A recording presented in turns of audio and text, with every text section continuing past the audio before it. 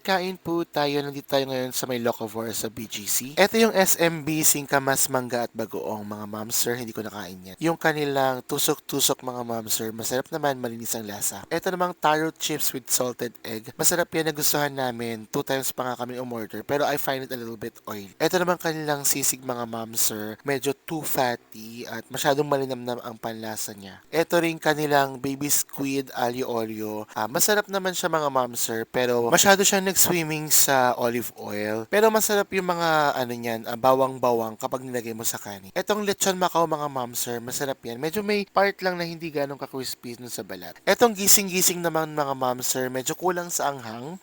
Hindi rin ganun ka-creamy yung kanyang coconut cream. Etong kanilang ice cream, masarap yan mga mamsir. Tama lang ang lasa at kumbaga parang basic. Overall, masarap naman dito mga mamsir. Maganda rin yung presentation. Yun lang mga mamsir. This is Sir Mark. Maraming salamat. Enjoy.